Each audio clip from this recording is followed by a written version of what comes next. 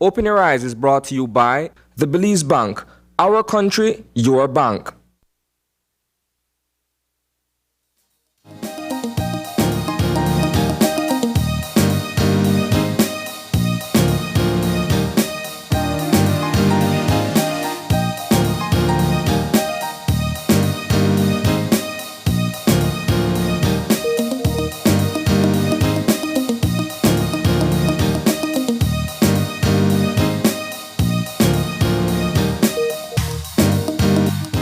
Good morning and welcome to Open Your Eyes. Start your morning right.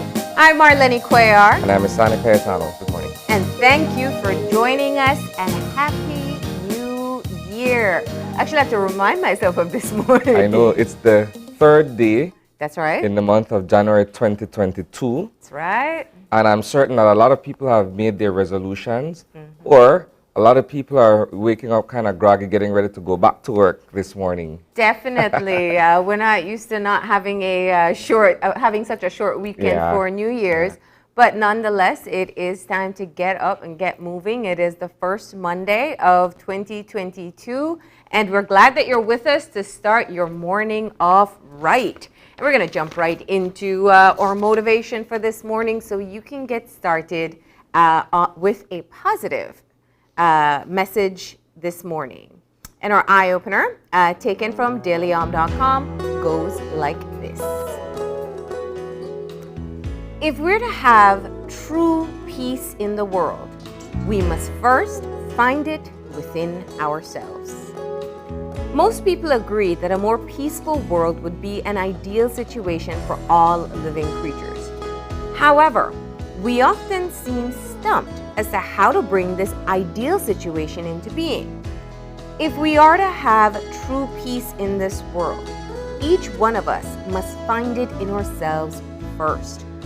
If we don't like ourselves, for example, we probably won't like those around us. If we are in a constant state of inner conflict, then we will probably manifest conflict in the world. If we have fighting within our families, there can be no peace in this world. Being at peace with ourselves is not about denying or rejecting any part of ourselves.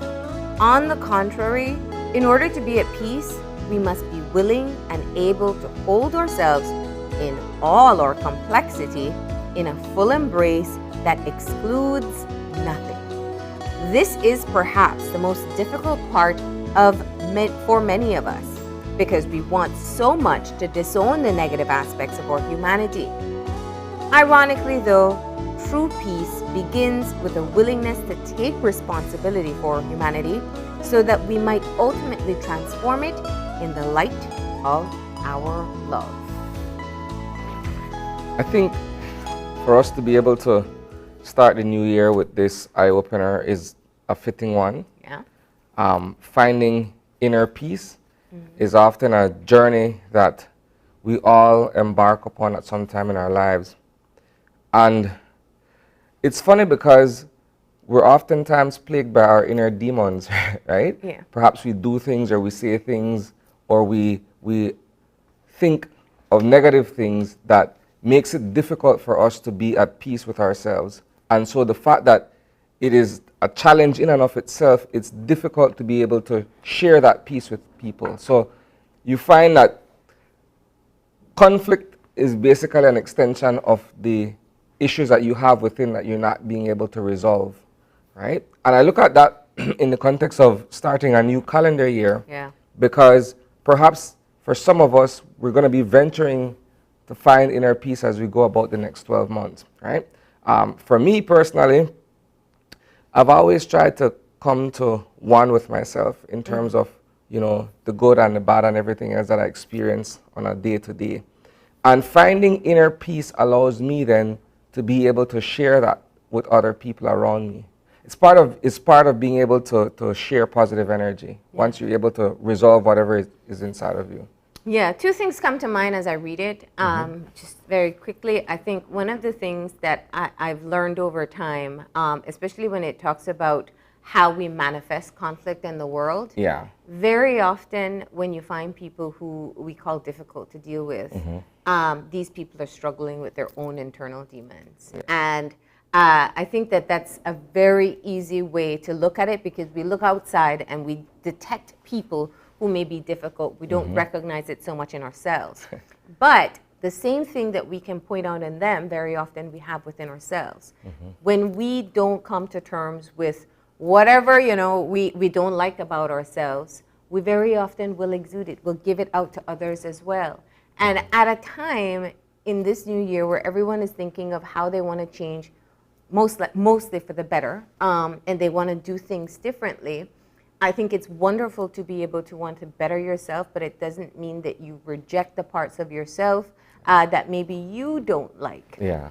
Because that's exactly what it is. That's our humanness. It's the all-encompassing being of the good, the bad, the ugly, the warts and all. And we all have them. So I think that being able to embrace that as we start the new year is just so important. Well said. Yeah.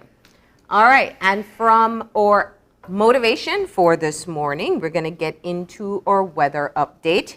And we're going to go ahead and see if we can get our forecaster on the line. All right. We're going to go ahead and just read our prepared forecast for this morning. So the general situation is for a weakening tail end of a cold front approaching the area that will support an increase in shower activity.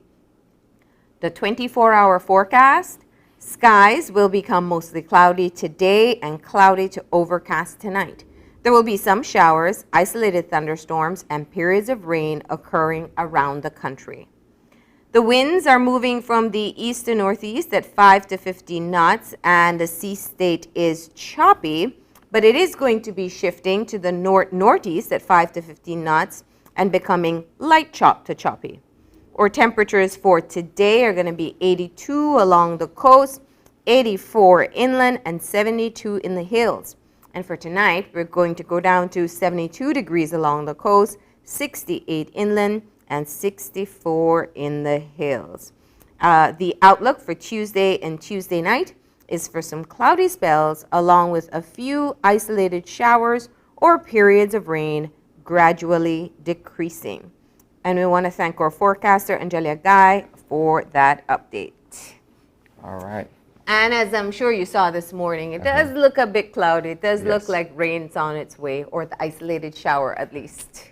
I'm more excited about the notion that there's at least a tail end of a cold front that's coming our way. It'll come with rain, though. You got to settle for that. Yeah, and that's the other thing, Marlene. I've gotten so used to every time there's a cold front, the amount of water that is dumped behind it, But that's not going to complain about it. That's what our eye opener just said, right? Embrace it all. All right, so we got to shift gears now and talk about some of the news coming out from last year and some of the big news we're looking forward to in the week ahead. So let's shift gears into Eye on the News.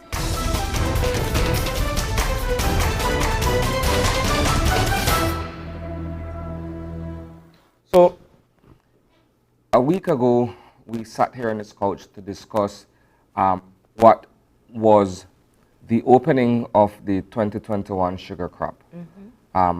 Albeit not on the right foot at that time, simply because there was conflict surrounding several issues that the cane farmers had with the miller. So 1 week later, after a turbulent series of events, as we've been covering in our newscast at the end of 2021, I should say, the Prime Minister of Belize was able to broker, by way of negotiation, an agreement between ASR, BSI, and the cane farmers. And to put it bluntly, this has been an issue that has,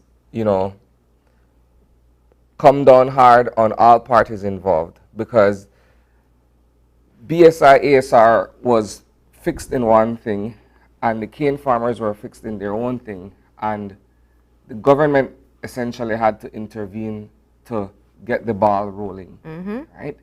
And we will see where this goes from here. I know that announcement broke late on Friday evening in terms of this agreement being met.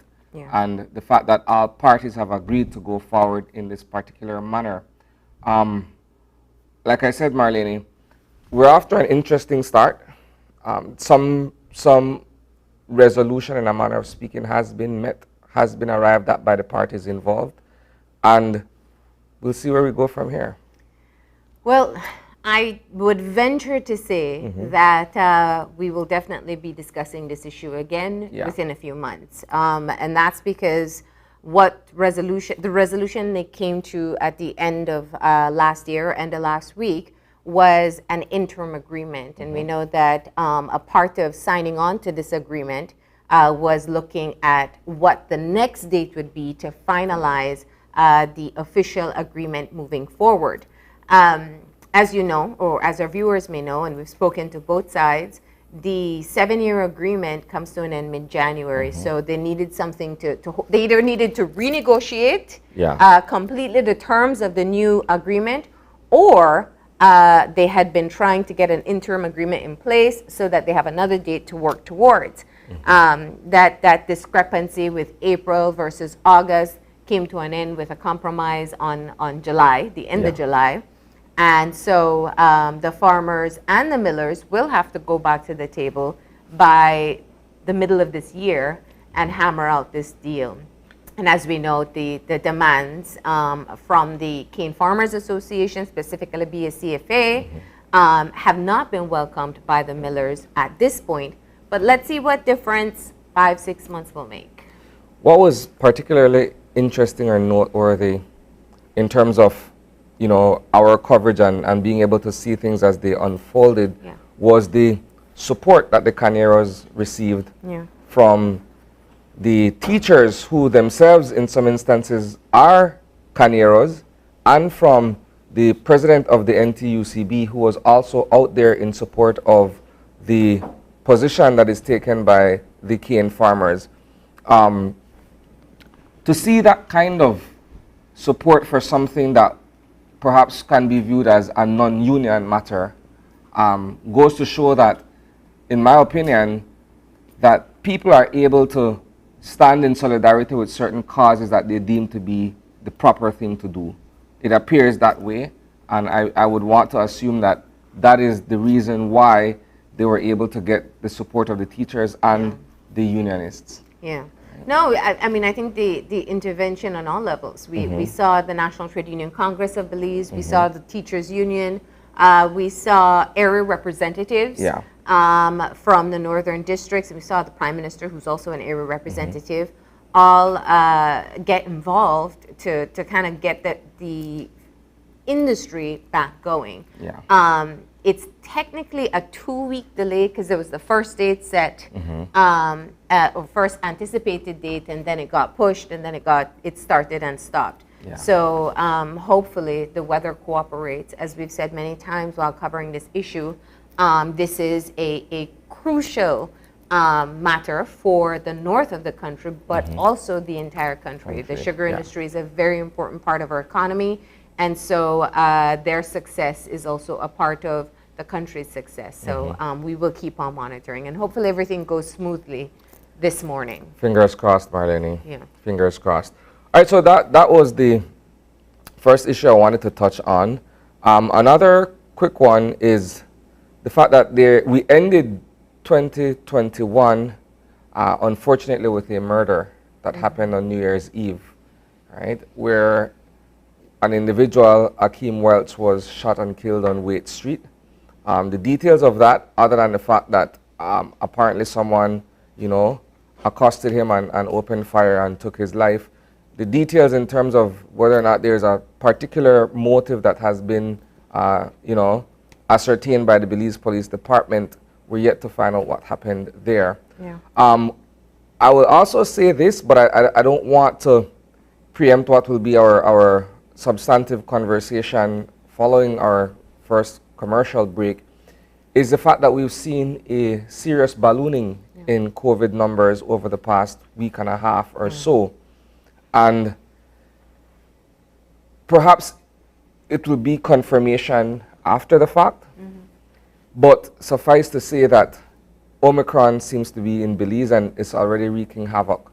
When we look at, and this is comparatively speaking, when we look at the numbers a week and a half or two ago, we were kind of comforted by the fact that we were seeing a decrease in active cases, new infections.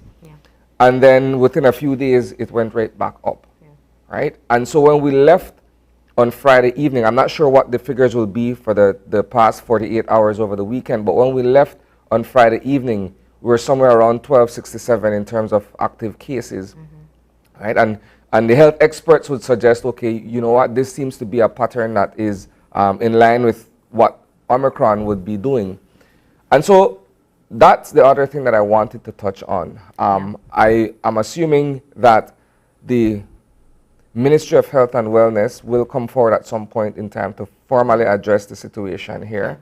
The numbers are there, though. Of course, of course. Well, you know, I think in Dr. Beer's presentation last week, it's very clear that there's an acknowledgement that Omicron is here. As you had visited the Central Medical Lab last week, I think Tuesday, and you got an update from them that they are processing these samples to detect specifically if Omicron is in country, and that should be ready when? By next week or so. Okay, so the results will probably come back and confirm what I think is already accepted, which is that the Omicron variant is here. I don't know about you, Isani, but last week, I mean, the number of people who confirmed to me that they were COVID positive, it was very clear that this is a different situation now, the way it is spreading. And we closed off last week with a total of 1,596 positive active cases in the country, and that was with 352 additional cases that were added on Friday. So I suppose the expectation is that we will see even more today. It would be a weekend update, and we'd see more cases popping out from Christmas gatherings that people may have had. What was interesting, though, at the end of the week was that the Ministry of Health did adjust the sick leave for COVID-19. And this has been something that I remember last Monday you came in and you spoke about CDC changing their quarantine times. We didn't reduce to as little as what CDC has been recommending, but there is a reduction in the amount of time persons should be allowed out sick for COVID-19. Now, this is very specific for asymptomatic cases. So if I am detected positive today and I have absolutely no symptoms, instead of being given 14 days leave, as we've been doing before with COVID-19, it would be down to 10. And that's a very critical situation change, because we know that because this is spreading so fast, there are a number of people who can be detected positive, especially within the workplace, at one time. And we've seen businesses, at least in Belize City, have to close because of the number of people who are out at the same time, both positive and exposed. And so they're trying to cut down on that loss within the workplace too. So we enter a new year, still very much in the throes of the pandemic, albeit now we're dealing with what appears to be a new variant, ravaging the health system. Again, like I said, we'll touch on that more specifically a bit later on in the show. But those are the 3 points that I wanted to discuss this morning on the Eye on the News. I'm certain that we're going to be delving more into these issues in our 6 o'clock newscast, of course. And you can catch it on News 5 Live, Channel 5. You can also catch it on Facebook and YouTube. So that does it for this morning's Eye on the News.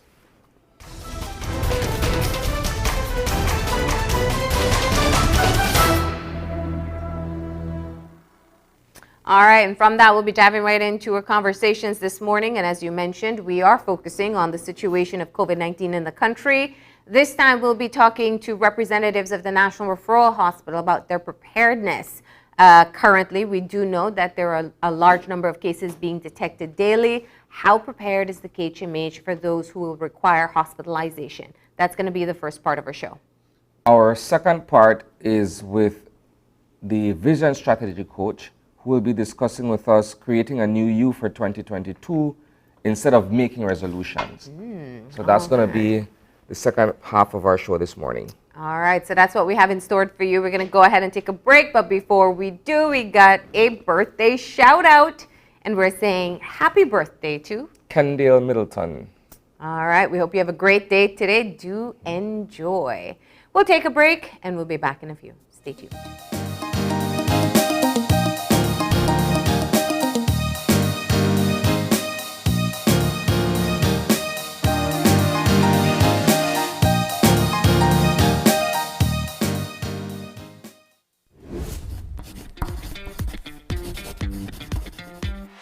The ministry is collaborating with SpeedNet Communications to have a vaccination campaign for children ages 12 to 17 years. Children who get vaccinated will get a chance to win fabulous prizes, including backpacks with supplies, Nintendo Switch, tablets, book tuitions, and MiFi with 3 months data.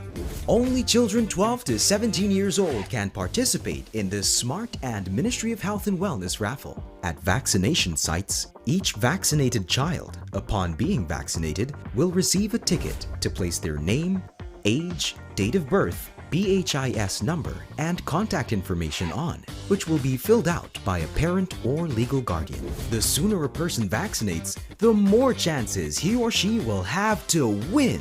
Get vaccinated, please. Vaccination saves lives. After a rough week of school, Jake and his friends decide to treat themselves to frozen coffee. And since they don't have cash on them, they decide to use eCash. With eCash's geolocation feature, Jake can easily find the nearest coffee spot. With eCash's built-in option to split bills, Jake can pay the bill and his friends can reimburse their portion of the bill. Jake scans the merchant's code and confirms payment. Jake then views his transaction history and taps on the transaction recently made, then taps the Split the Bill button where he selects the Evenly option to evenly split the bill. The application splits the bill automatically. His friends receive and accept the request. Geolocation and splitting the bill via eCash makes Jake enjoy his digital lifestyle.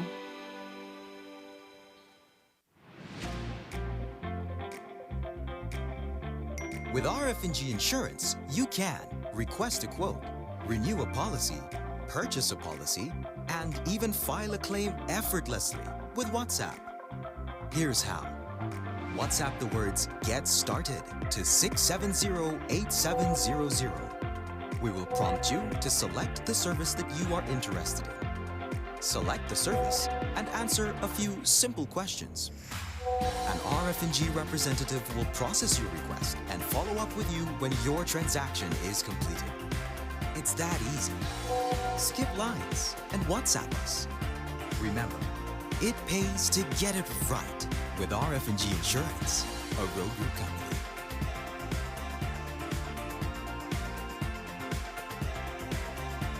Whether you're at home, on the road, at work, or at school, if you see news happening or suspect that something might be up, call or text the Channel 5 News Belize tip line at 672-5555.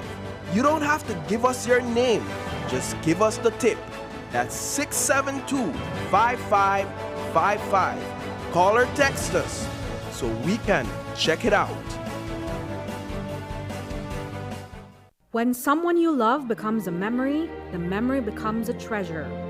Channel 5 introduces the Daily Obituaries. The Daily Obituaries will broadcast all death and funeral announcements and memorials to honor your loved one's life and memories. The Daily Obituaries airs on Channel 5 prior to the evening newscast, with subsequent repeats at 10 p.m. and 12 noon the following day. It will also be placed online on our social media platforms, all for a standard package fee. Celebrate their lives and memories with Channel 5's Daily Obituaries. Honor in life and reverence in death.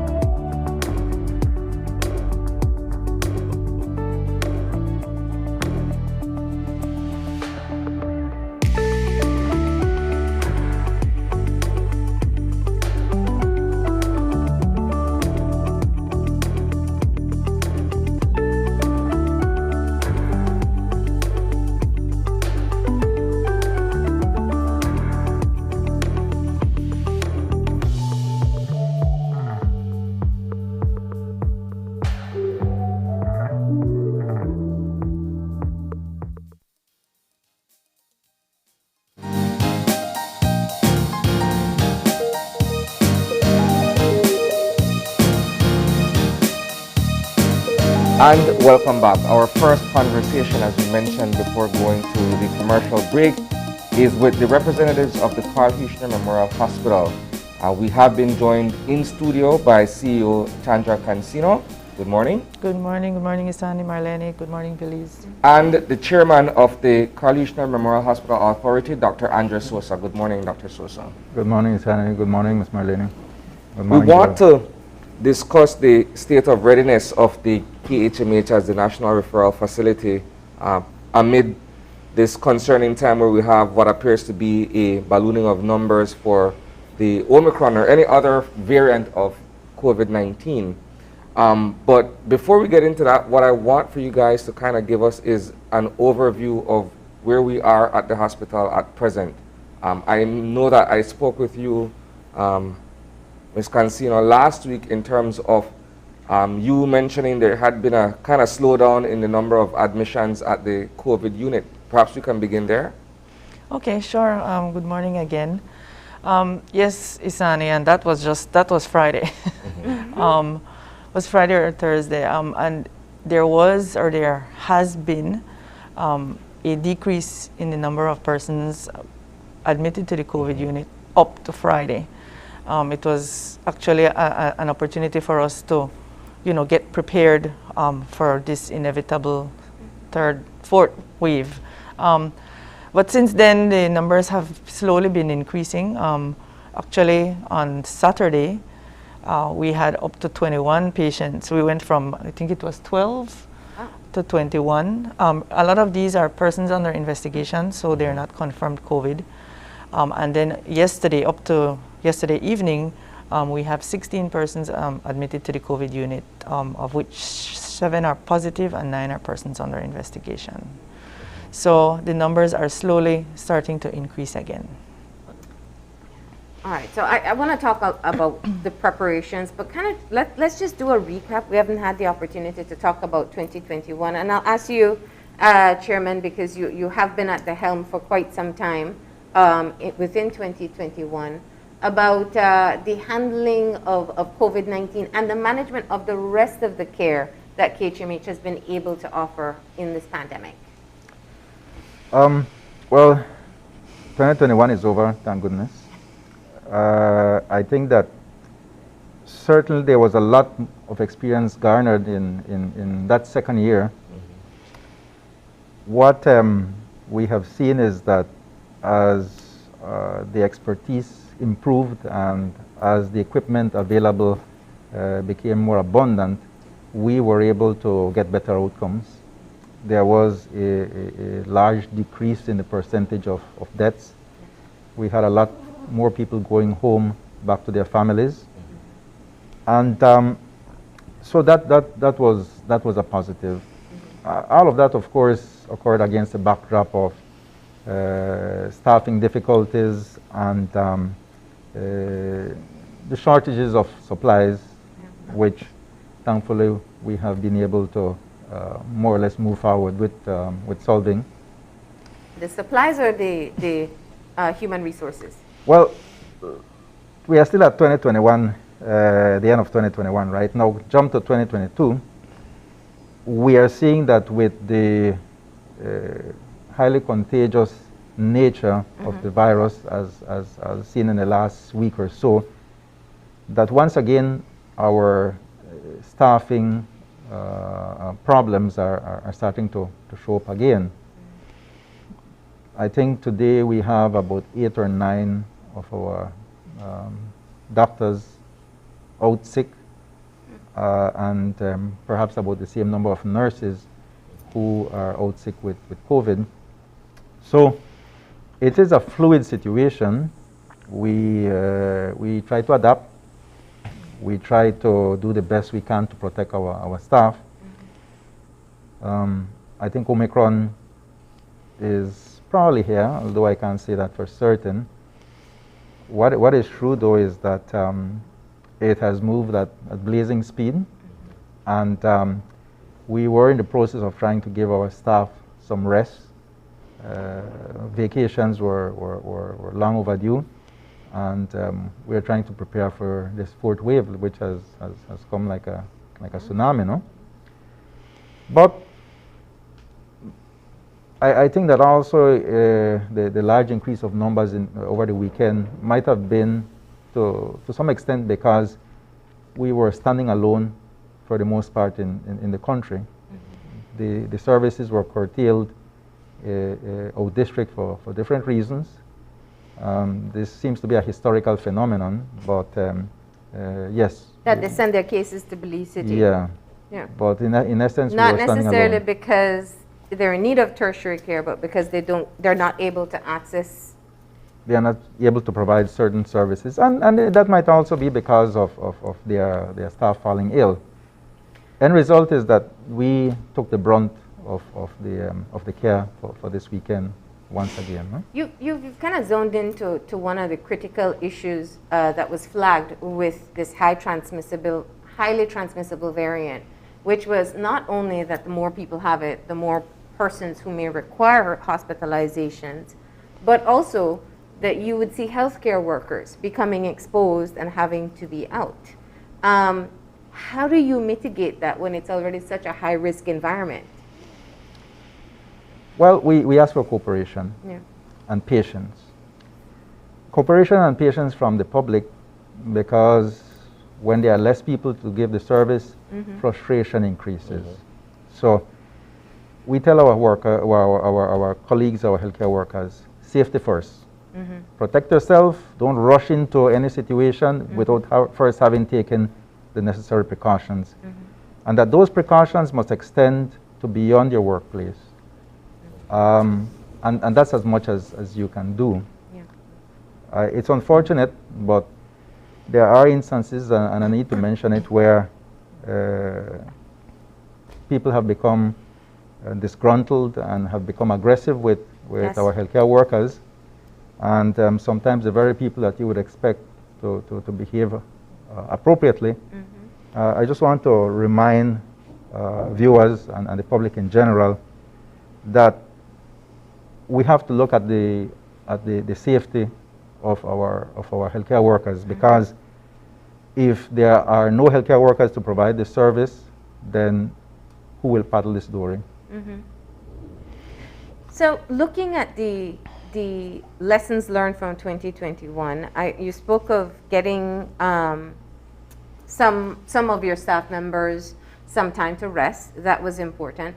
But it's also, I know, Chandra, you'd spoken of doing some of the infrastructural changes that are necessary as well. Yes, in some of, during the process of the last wave, and we were identifying areas that, perhaps we need to improve on. Simple things like perhaps having more outlets by the bedsides. Persons come in and, their only means of communication might be their telephone, and so they need to charge their phones.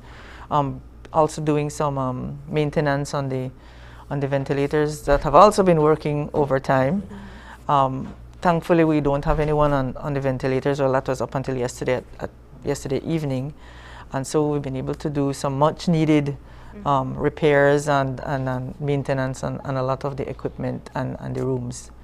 Where are we in terms of the resources that are presently available to the hospital in terms of being able to continue its battle with the pandemic? I'm talking PPEs, oxygen, and all those other items and equipments that you would need to be able to carry out the functions.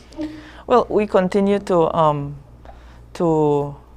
try to be ahead of that, ahead of the game.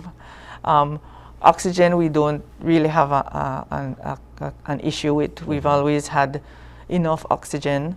We're trying to ensure, that we do the maintenance necessary to provide the high flow and all of that. In terms of supplies, sometimes we are met with challenges, but we've always been able to get what we need. We've never been down to zero. I think there was a time when there were concerns about a certain medication. But we've always been able to get it, even if it's through the partnership with the private sector or, with the other pharmacies. We've always been able to get what we need. I think the ministry had committed also to giving us some more ventilators and a few more monitors. Hopefully we will get it to be able to manage this wave a little bit more effectively. One of the things I forgot to mention, sorry, is that we had ensured that our healthcare workers got the booster shot. So that, I think, can to some extent help to blunt the effect of the present wave. So, and of course, that's an evolving situation. Well, Yes, I was going to say that's the challenge with Omicron, no? So vaccinated, boosted, unvaccinated, and even persons who've had COVID before can all get Omicron. Yes, But severity will be based on your vaccination status. Exactly, and I think for the most part, like you said, it's still early in this particular wave. We've been seeing for our staff members primarily mild illness, very mild to mild, and so that's probably a result of getting their boosters and trying to be on top of the game for vaccinations. Yeah, that's very good to know. Looking at the testing as well. That's a concern that we have been reporting on. We know there are very long lines. A lot of people are relying on rapid tests. When you talk about the persons under investigation, what are you using as your diagnostic test at this point? You're still waiting on PCR, and what's the turnaround time? Well, the turnaround time has decreased. I would say it's about 8 hours, 12 hours perhaps? Yes, okay. sometimes a day depending on the, but they're able to do it much quicker now. Okay. Sorry, at this point I also want to thank the PUC, which has committed to provide us with funds to procure our own PCR machine. So that will help to cut down the time tremendously. Yes, so, definitely. Yeah. So thanks very much to the PUC, to Mr. Dean Molina for helping us with that. No? And that way you can do the test within the hospital instead of sending the samples over with those that are coming from the public. Correct. Yes. When you see the number of cases that have been reported just in the final days of 2021, how concerned are you about what you may be facing by the end of this month? We are very concerned, mostly in the sense of being able to continue to provide the services by having the healthcare personnel available. That's our biggest concern. Now, are we going back to the bad days of mid-2021? That remains to be seen. What I'm told by the staff is that a lot of the patients who come in with mild to moderate symptoms, as CEO has said, and they might need some oxygen, they might need some therapy, and stay a few hours in the hospital and then are able to go home with medications.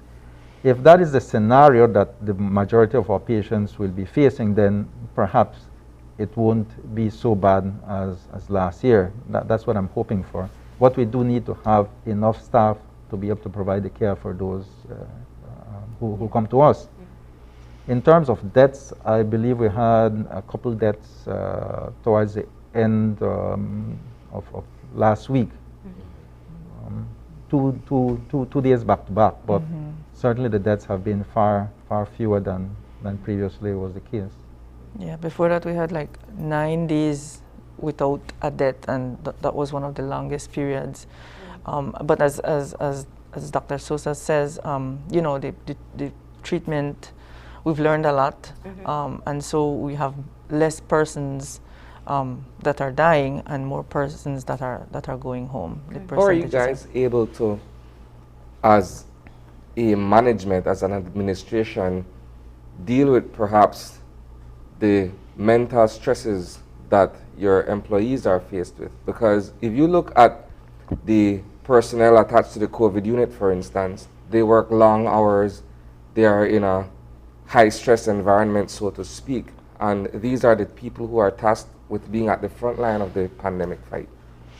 Indeed, Isani, we're very concerned about our staff, including those at the COVID unit. We have procured assistance through the Office of the Envoy of Children and Families to get psychiatric support. We do have staff members that are using that available support to be able to talk through and work through some of their mental health issues. If you know, to watch patients die and to see the families separate, and it takes a toll on the staff. I know the COVID unit also engages in a lot of team building activities, and so those are some of the ways. But and then as we had mentioned earlier, we were trying to give some of them a break when we had the lower numbers. But we'll see what next week brings. But we might get cut short, huh? Yes, we'll have to assess that we're going to assess that today and see what measures we will have to take. But you know, despite the heavy toll that working in the COVID unit has brought, our people never say no. They don't run away when they hear COVID, which is why I'm so disappointed that not one frontline worker was honored for the New Year's Queen's Honors. That's a very good observation. So how is it possible that facing the worst crisis this country has seen since perhaps Hurricane Hattie, or maybe even the 1918 pandemic, not one frontline worker has been honored? How is that possible? But anyway, that's my way of looking at it. Well, no, I agree with you. I know the private sector has definitely stepped forward to show their thanks to KHMH over the past few weeks, and hopefully that's a boost of morale for them as well. But you're so right. Having had multiple conversations with your staff members here, we know that they are completely dedicated towards providing treatment.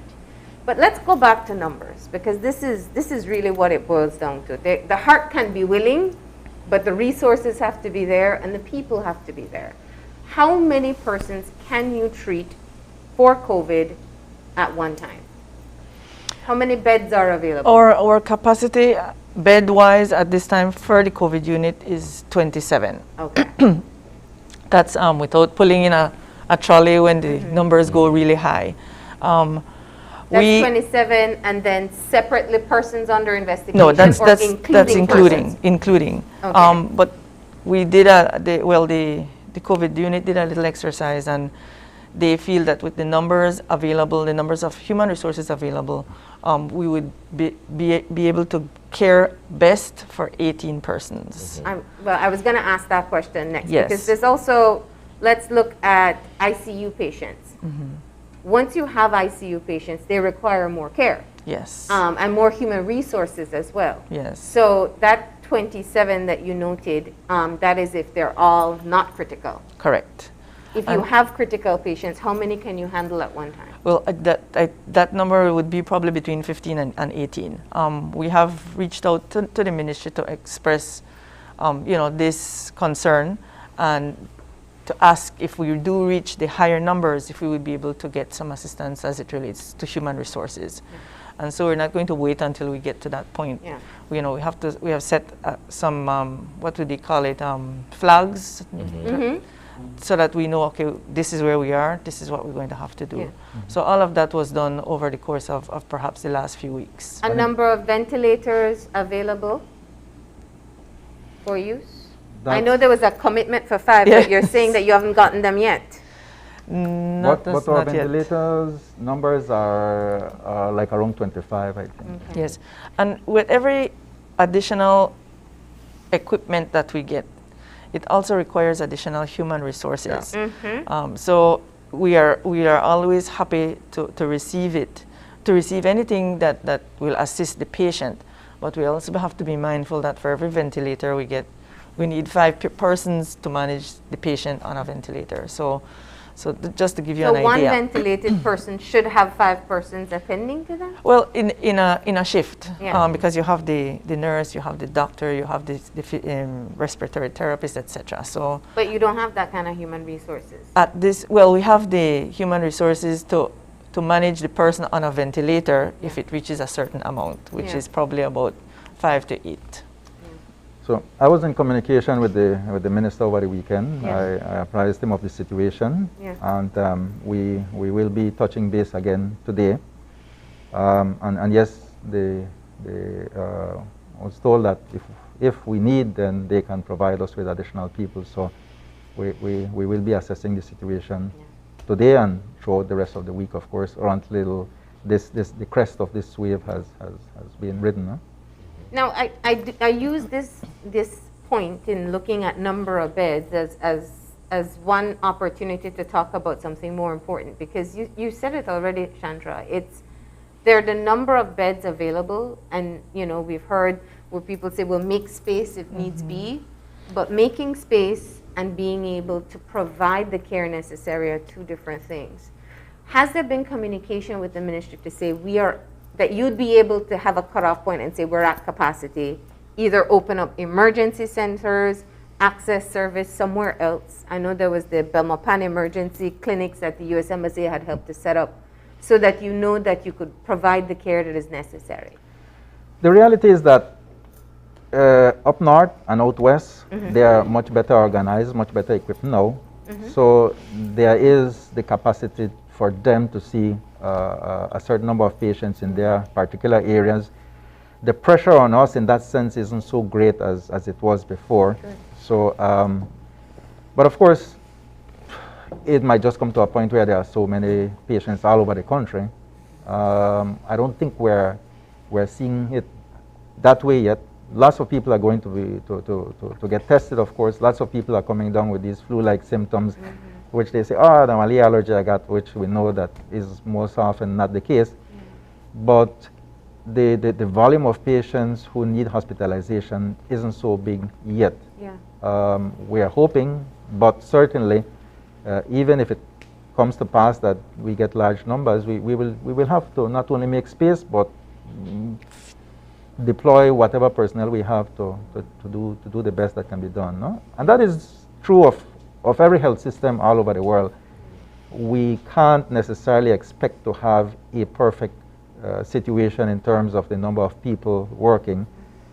We simply have to work on training people for the next pandemic, and from learning from the experiences we are gaining now. Invaluable experience, I must say. No? Yeah. I've asked you this question before, Chandra, albeit for an interview purpose in the news, but I'll ask you again for this particular forum. You came in at a critical juncture in terms of the transition from one chief executive officer to another, notwithstanding the resources that were available and the fact that you were perhaps overwhelmed in terms of numbers at that particular point in time. What has that been like for you, coming in as the new CEO and working with what you have? Well, it has certainly been a learning experience. I've had to learn fast. As you probably know, I am not unfamiliar with Carl Hirschner, so I've been there, done that, and so I was very much aware of what I was getting into, and so I must say that the board has been extremely supportive, and so I'm very grateful for that. I've also been reaching out to the ministry when necessary. They keep us informed with regards to coverage, even though yes, we do have challenges with that sometimes on the weekend. And so I think that establishing those important partnerships with persons who can support the staff, well, I can't even begin to say, I can't begin to stop singing praises for the staff. They've been extremely supportive of me and of each other. And I think that is so important. So when we were starting to do the assessments of the last wave coming into this wave, it was much easier because of the staff and because of the persons who represent the staff. And so I think that as well, the Carl Hirschner Memorial, KHMHAWU, that's the they've also been very engaged. Yeah. And those are, that to me, that is what is necessary to hit the ground, literally sprinting. And so again, I'm just grateful for the support that I receive from everyone. And speaking of the union, they now have a space on the board. Yes, they do. Their representative is already sitting in? Not yet. I think the letters went out late December. Okay. So hopefully for the next meeting, we should have them joining us. What will be that dynamic to have the president of the KHMHWU on the board and to be a part of the critical decision-making processes? Throughout this past year, 2021, there was significant engagement. The union brings together people from all over the hospital, people who have knowledge, who have experience, and who want to make a contribution. And so they have helped to highlight problems and offer solutions. And our management is receptive. The board certainly is receptive to that input. None of us owns the KHMH. Everybody has a stake in it. And that is why I think that it's a winning formula. Let's shift gears if we can, just to look at the other side of the services offered at KHMH. You've had to scale back the outpatient, the specialist clinic, and also some of the elective treatments that you used to offer. Where are we now, and what impact does that have with persons who do have chronic illnesses that require this regular check-in? Yes, the clinics were closed during the emergency phase of the pandemic, or the emergency phase that the hospital went through during the last phase. We have since reopened the clinics, and they have been, packed with appointments ever since. I think it's been about a month that they've been open now. Maybe a little bit more. And so we have been trying to clear some of that backlog of patients that really needed to be evaluated, assessed, get their medications, etc. They are now located in a separate little area outside of the hospital. You access through the hospital entrance, but it's in two of the wooden houses outside of the hospital. So unless we have staffing issues, we hope that we would be able... Is that to reduce exposure? Well, it was, we needed the space. Remember, we had to use the emergency unit for COVID unit. And then we moved the emergency unit into the specialist clinics area. And so we needed to have a new space for the clinics, which is why we got a new space for them. But it also coupled to separating them from being among within the hospital. And so I guess a little bit safer if you want to look at it that way. However, going forward, we will have to look at our available staff to be able to, that to me will be the greatest challenge with this variant, is having the staff available to keep things going, and that is the assessment we will have to conduct today. So they've been open for just about a month. How long were you in emergency mode? How long was the wave by your measures? It was there when I got in, Doc. Do you remember when it started? Like around June, the numbers started going up. Late May, so June. So June to end of November. Yeah. Yeah. So it was quite a while. Yeah. And this isn't unique to Belize. This is a challenge that healthcare systems are struggling with. You divert all your resources towards COVID, human resources and space, that other people can't keep the regular checkup.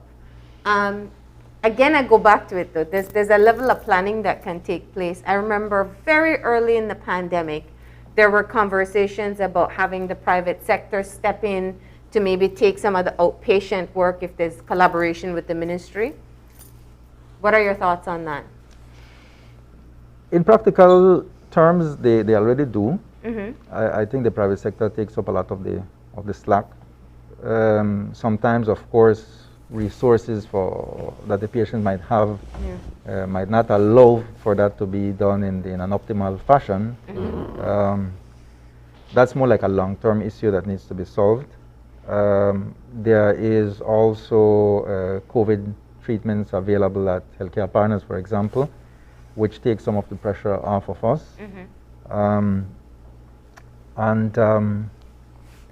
People find a way.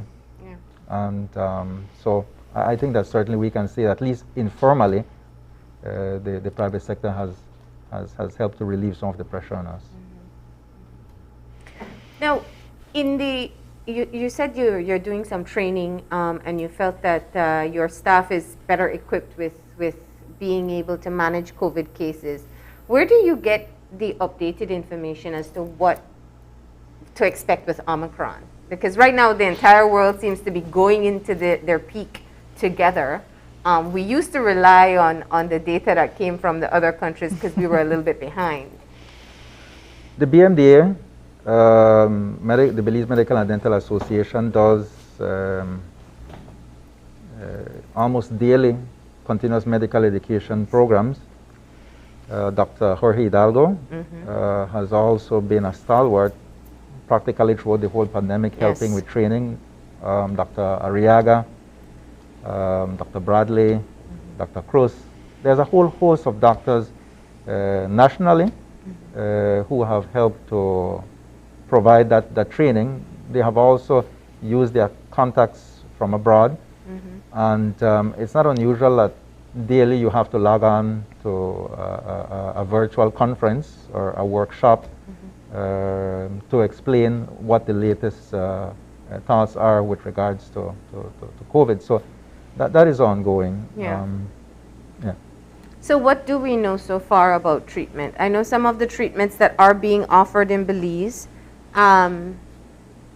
the remdesivir, does KHMH use ivermectin?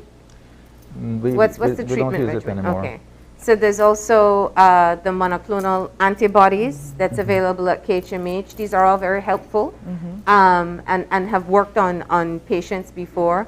Are these things that are going to be, do we know if they're going to help with Omicron as yet, or are we going to test as we go? They are testing. Okay. Some work, some no longer work.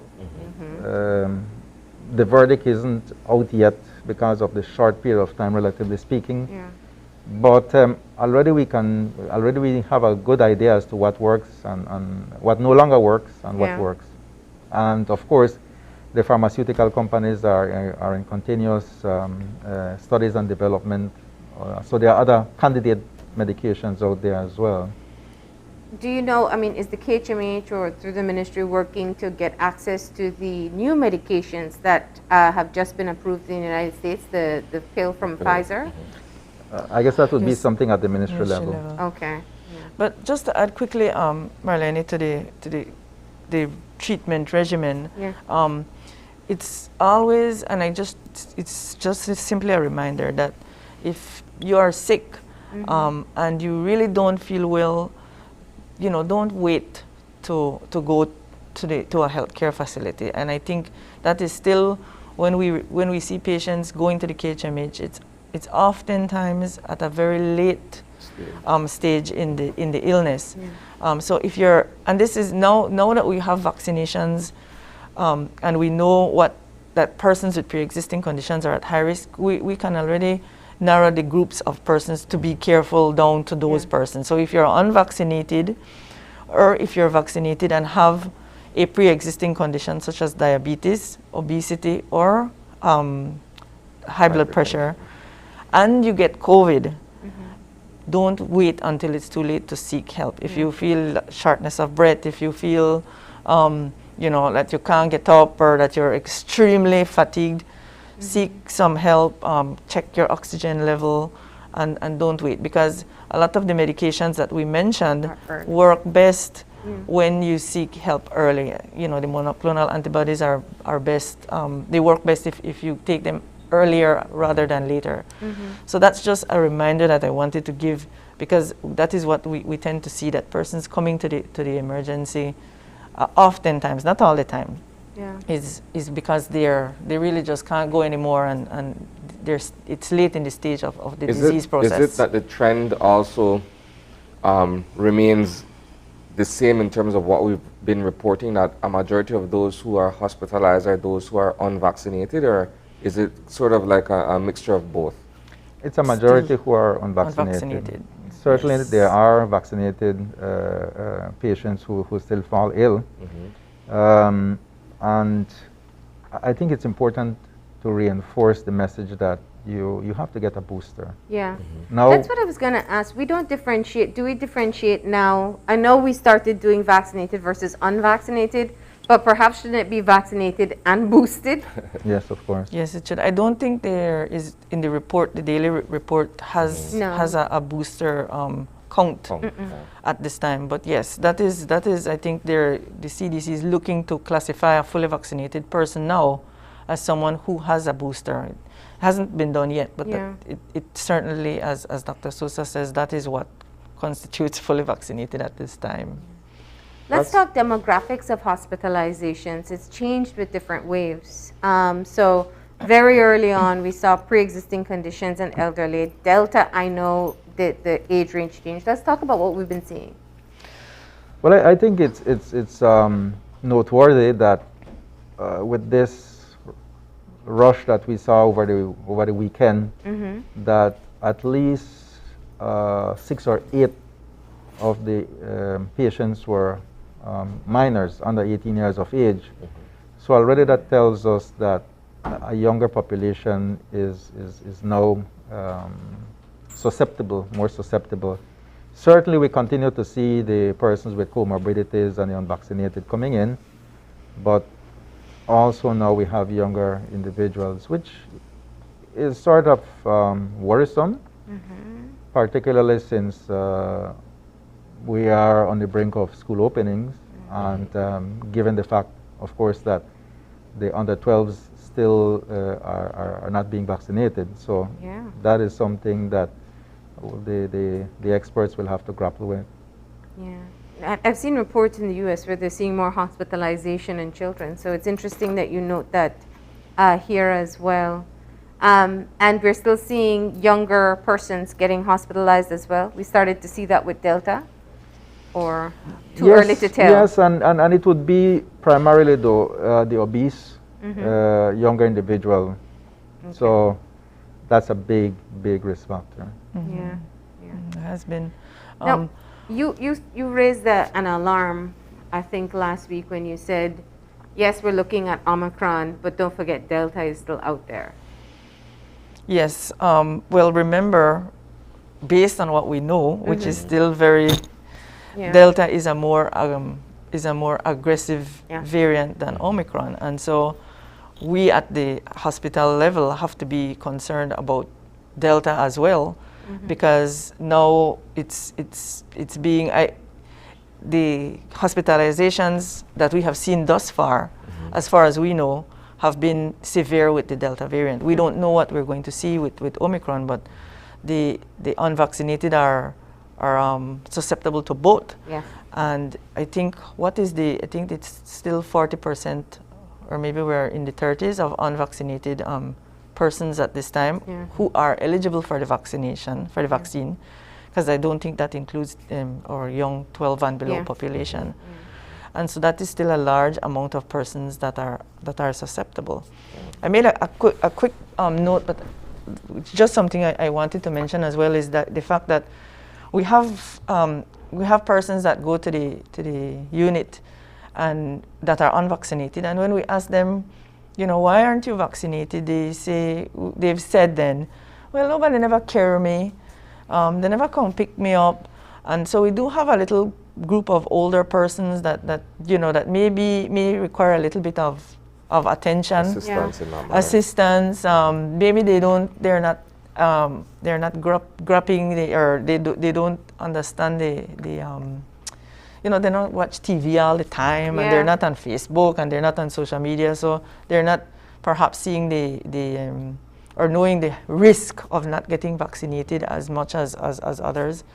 So if you have an elderly person out there, maybe your neighbor or a relative, and they haven't gotten the vaccine, maybe just to reach out and ask them, give them a little ride to the clinic and wait with them a little while and see, because I think we do have a little group there where we might just be not giving them the attention that they might need. It's true. It's because I think a lot of people don't recognize how many elderly people can't move around on their own, or they live rely far on others, and they're fearful to go out too.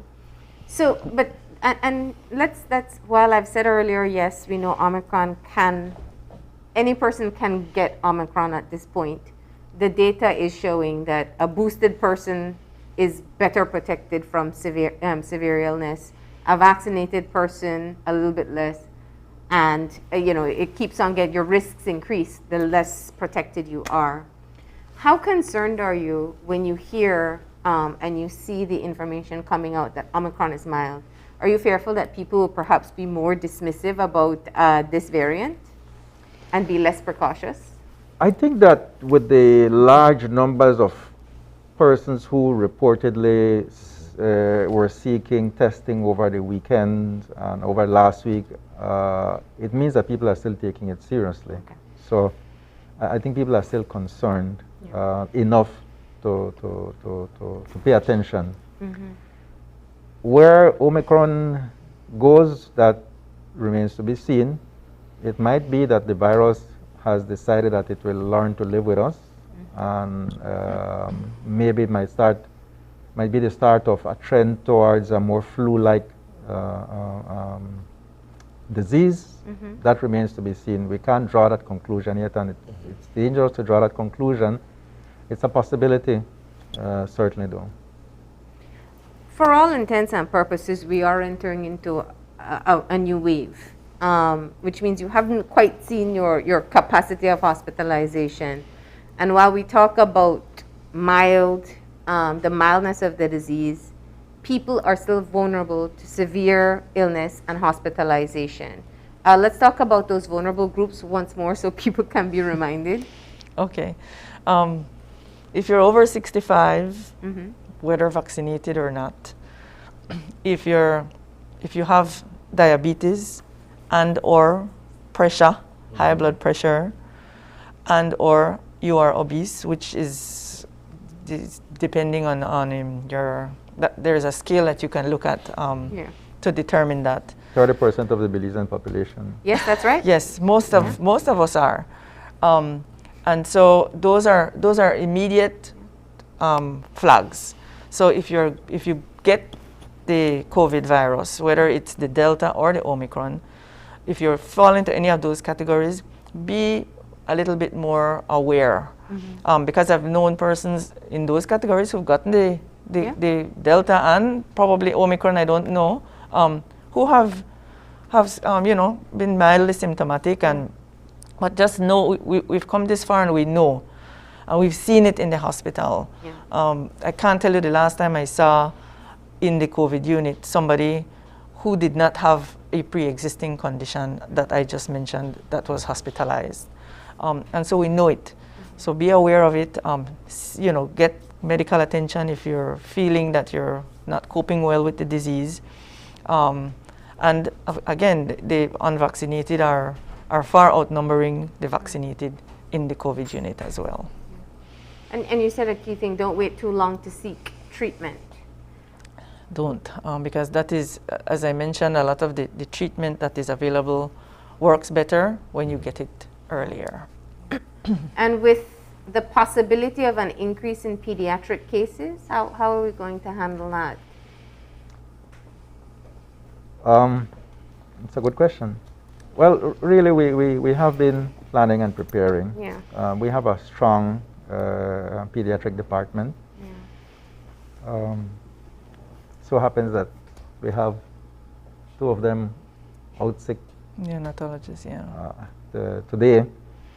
But there is some redundancy in the system. Mm-hmm. So it's about keeping our people healthy. Yeah. What has those numbers been like in terms of kids who come in with COVID? Well, this is the season for flu. Mm-hmm. We call it bronchopneumonia. Well, back in the day, this is the time when a lot of the babies get the little pneumonias, mm-hmm. and the asthmatics act up, mm-hmm. right? This is the time when we would be seeing them in the emergency, getting their little nebulizers. And those kids are now considered persons under investigation, even though they may not be fighting one of the variants. Mm-hmm. Yeah. And so that a lot of times that's where we see our numbers go up for the kids, because they are all considered persons under investigation. I can't say at this time that we have any pediatric cases hospitalized with COVID, but we can check and we'll keep you guys posted if you want to have so they're under investigation because they have symptoms similar Correct. to COVID. As long as they go to the emergency unit and you have COVID symptoms that are similar or that fall under the COVID protocol, then you have to be tested before you're either released to the regular unit or into the COVID unit if your test is positive. Okay, yeah. And we've seen where children fare well with previous variants.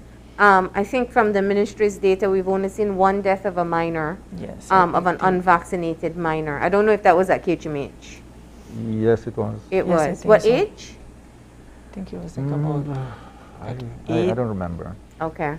I think it was about 8. That had to be a hard loss for your team. I think it was early in 2020 or late in 2019 that happened. Yes, it was the... Yes, it was a child with pre-existing conditions as well. So it does, I mean, as we venture towards reopening school, parents have concerns that will be something that we keep on hearing. But we've seen that children do well with this disease, as we've seen over the past 2 years. As we round off the conversation, what's your biggest concern heading into what we're calling could be the fourth wave? My biggest concern is the staff, because they are susceptible.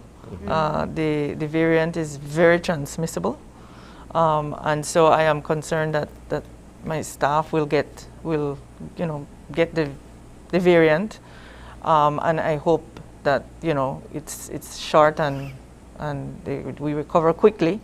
But that is my concern, because if we have a large number of staff that are getting ill or that are testing positive, because remember, you can test positive and not necessarily be sick, but you need to be out of contact with persons, then we can see also that affecting the services that we provide. So that is what we're going to look at today, sit down and have a discussion as to ensure that, number one, that staff are safe, and number two, that we are able to mitigate any potential mass sick out, not sick out, because it's not a sick leave then. Yeah. And early in the pandemic, didn't they used to provide housing for persons working in the COVID unit to isolate while they're on shift? Yes, we had provision for people to go to designated hotels and so on. A very expensive exercise, I must say. But with the community spread, really it became a non-issue, no? Okay. And your biggest concern as we start off the year? Well, as CEO has said, keeping our staff healthy enough to provide care, but also to ensure that we have enough supplies in the event of a huge surge. We've been working on stocking up on medications and preparing so that we're not in a similar situation as with late last year. So that's a work in progress.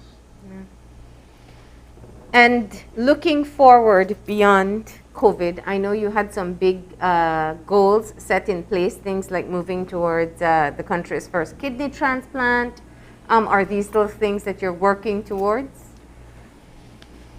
The KHMH has seen in the last 4 months or so the biggest reorganization in perhaps it's in 20 years.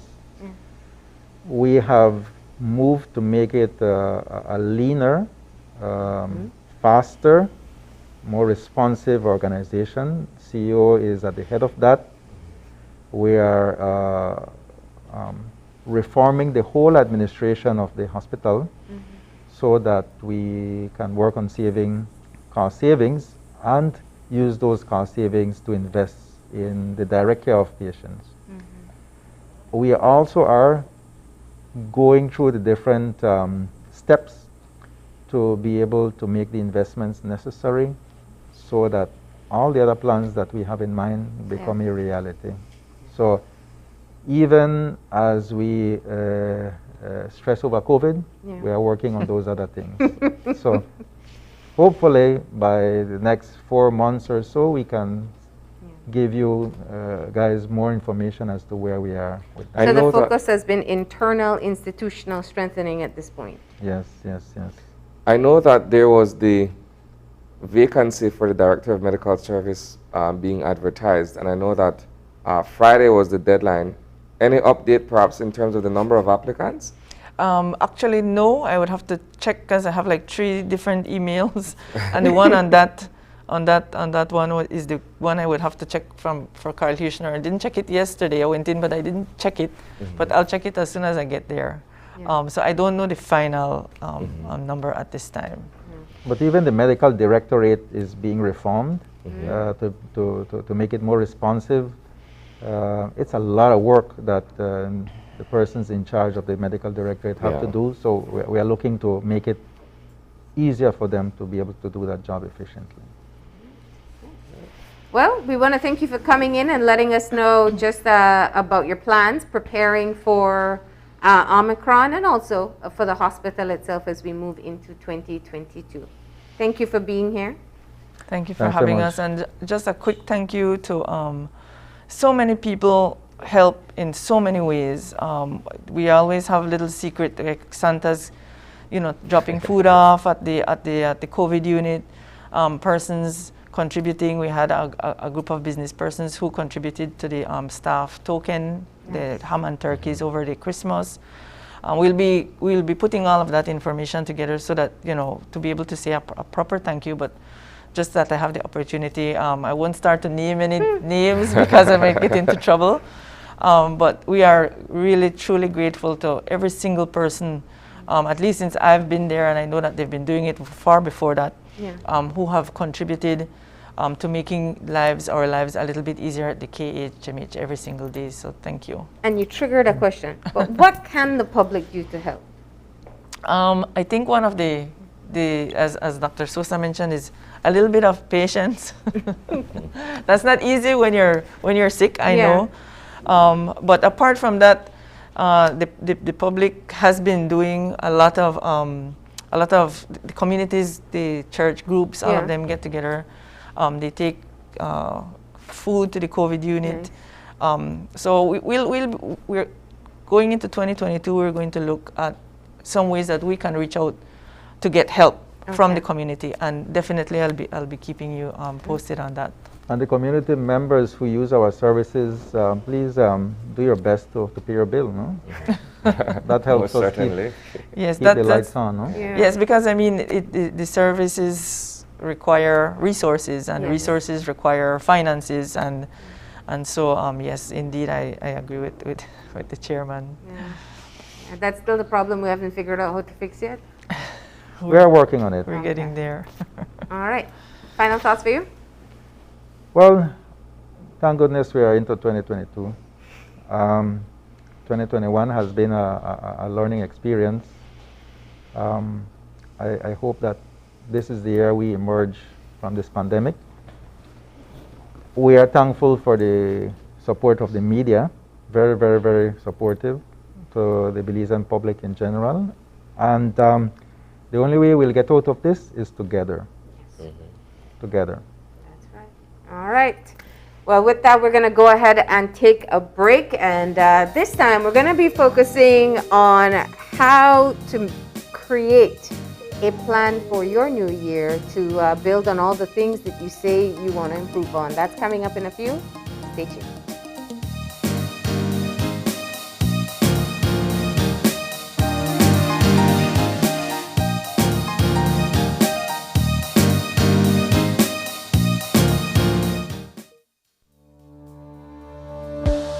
Working off-site doesn't mean you have to be off your game. Studies have shown that simply adding a keyboard and mouse to your laptop increases productivity by 26%. Add a monitor and you'll be 35% more productive. At Fulltech Systems, we have what you need to enhance your remote work or e-learning experience. With devices such as headsets, video conferencing monitors, webcams, keyboards, mice, docking stations, all with the brands you trust.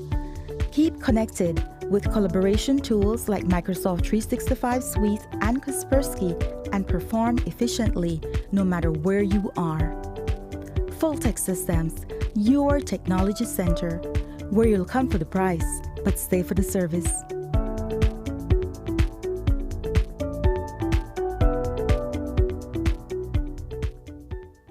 Your life just got a lot less complicated with Belize Bank contactless MasterCard debit card. Introducing our standard debit and MasterCard Platinum debit cards. Now you can make purchases anywhere MasterCard is accepted with one tap, pay and go. Your contactless card never has to leave your hands, especially in these times. And your card is embedded with multiple layers of security. Platinum card holders get to enjoy extra benefits like price protection, purchase protection, trip inconvenience, and luggage protection, just to name a few. Start enjoying a cashless lifestyle today with the Belize Bank.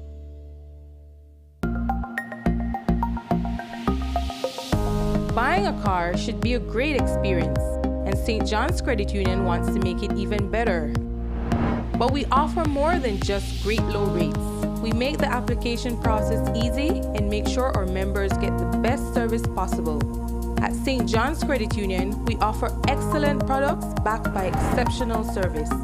So the next time you are buying a new or used vehicle, take advantage of St. John's Credit Union's Drive Forward Auto Loan product.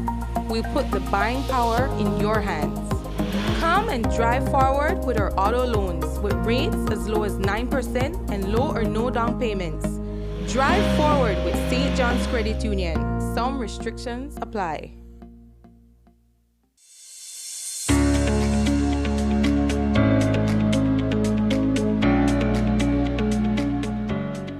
Child Development Foundation, or CDF as we are popularly known, has been partnering with Social Security Board since 2015. Social Security Board supports our child protection initiatives. They support us to build capacity for teachers and parents to identify the indicators of abuse. In particular, they support our counseling center so that we can provide trauma-focused counseling therapy to children who have been abused. Social Security has also supported our prevention program, the Rise Girls program, to help us to equip young women who are in primary and secondary school to understand more about adolescent development and also to build good self-esteem and to build safe social networks.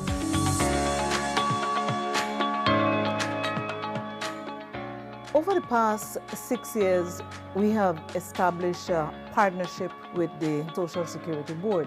It has assisted us in addressing some of their social welfare needs and health care needs of our older persons, specifically in Belize City, San Ignacio, and Belmopan. We have had the opportunity to do home visits with our geriatrician and physiotherapists. We distribute meals to them. We also have that opportunity to interact with them, to observe them. There are needs that may be identified. If we can address those, we do so.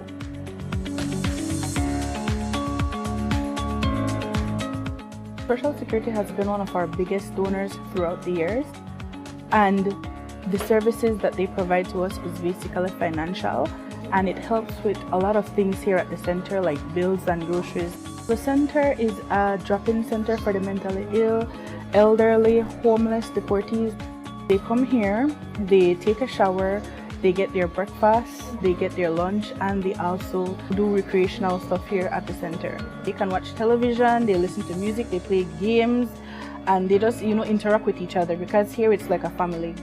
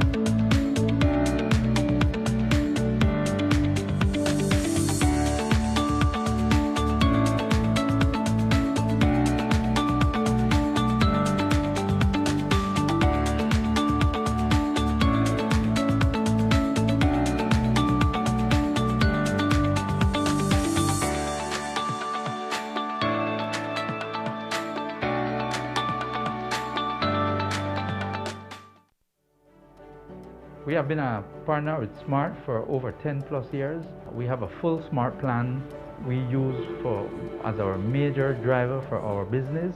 We have a service that rolls over in that if you call one and it is busy, it rolls over to the next line. So once you call us, you can get us at any time. Before we got this SMART service, we were paying upwards of nearly $2,000 in phone bills.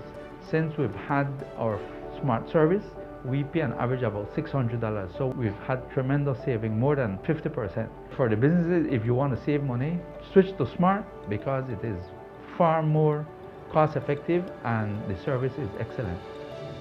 SMART continues to be innovative in bringing new technology and meaningful savings during these challenging times to businesses across Belize. Sign up for our VoIP technology or broadband packages and save more.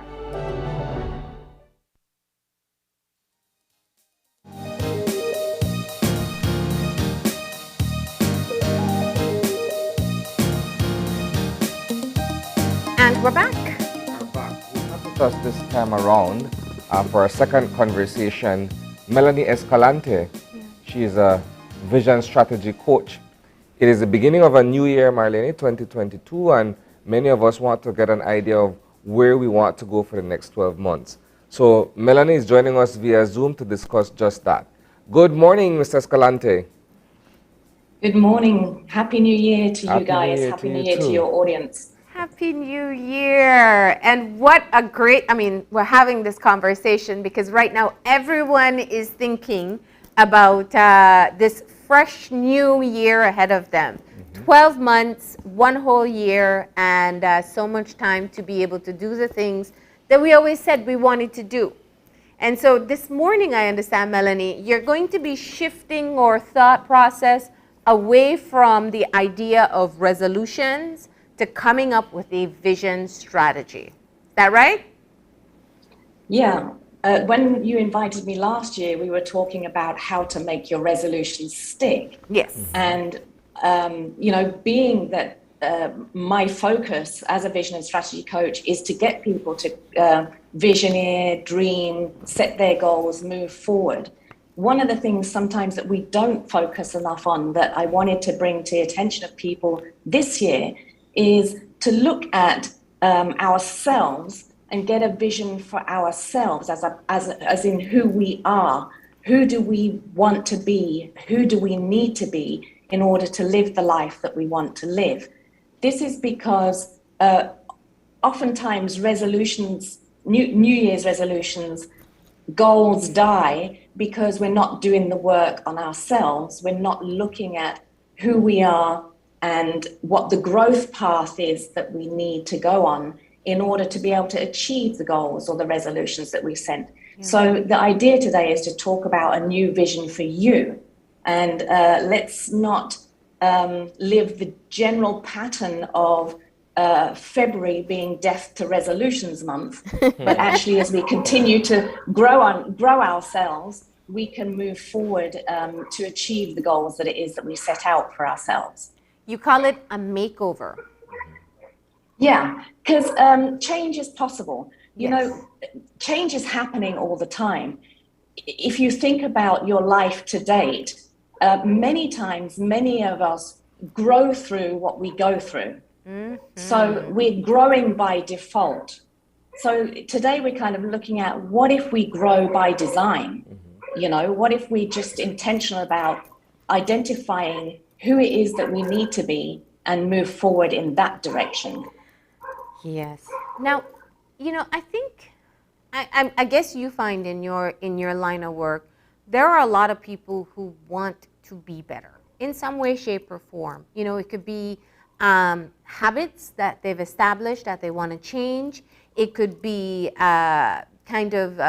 things about their personality that they've been resigned to that they want to alter, or even just setting out in executing goals for their lives.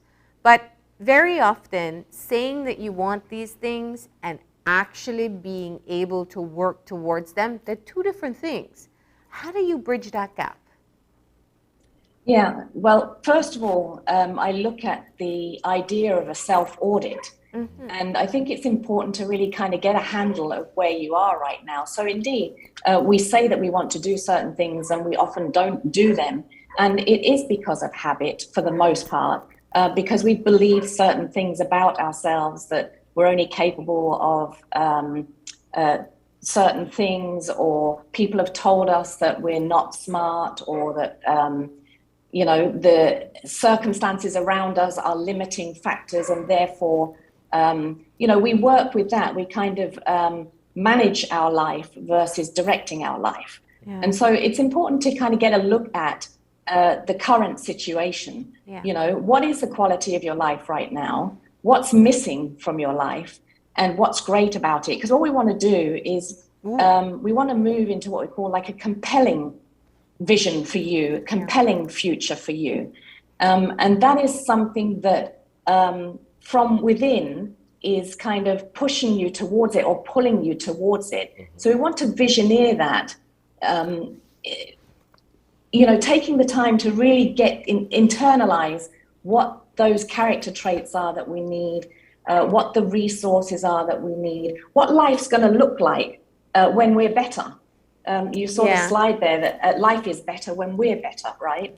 So if we look at the quality now and do the self-audit now, then we can say, okay, what do we need to build on that's great already? What do we need to do that we're not doing that's missing? So I love what you've laid out in terms of the self-audit, because that's a term we don't use very often. So you're putting us, you're giving us the how to execute this self-audit, and it starts with kind of just ranking on a scale different things in your life. So what's your quality of life now? And I guess we could do it at least mentally. On a happiness scale of 1 to 10. And you can talk us through it, Melanie, because I'm sure people at home can have the same reflection.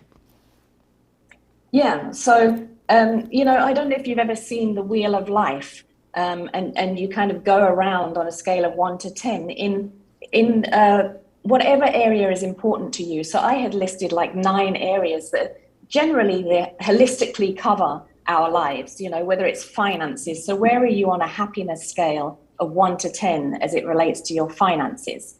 Let's say you say, okay, I'm a 4. Then you realize that you have 6 points to get to the 10. If you're looking at your relationships or your connections with people, where are you on a scale of 1 to 10? Where are you as it relates to your body, your physical and mental health? And I think that's very important for us to just hone in on, given your last guests. One of the things that we don't hear often people talking about around the COVID situation is, what are you doing to maintain peak health? How do you want your body to be during these times? And granted, hopefully we're coming towards the end or phasing out of the pandemic, phasing into something else, obviously. But with or without the pandemic, do you want to be in peak physical condition, and why? Where are you as it relates to your career on a scale of 1 to 10, or your business, or from a giving and serving capacity? Do you want to make a contribution, and where are you on that scale of 1 to 10 there? And so there's other areas: spiritual, fun, adventure, your character, and from a growth perspective as well. Nice. So those are the things that we're looking at as it relates to the quality of your life. All right. And so we start off with and I like that it's a happiness scale. It's not just, looking at things as doom and gloom. That's for the other part of your audit, right? With what's missing. Yeah. Well, if as you look at your happiness scale and you see that in some areas you possibly a 10 already, in other areas you might even say a 2 or a 1, or you might say a 5, just middling kind of thing, mediocre. So then we want to look at what's missing then, from a material, a relational, and a spiritual perspective. What's missing in your life? What is the perspectives or the mindsets that you have that need to change. So what would a better mindset be? You know, what's missing as it relates to your mindsets? And what's missing as it relates to the character traits that you're bringing to your life at this point? Because oftentimes, if we do the audit and we're honest with ourselves, we can recognize that our character contributes to unhappiness as much as it does to happiness. Yeah, that's right. And then we close off by assessing what's great. Yeah, we definitely want to focus on what's working, right? What's helped us to grow so far, what's bringing us happiness and bringing us success.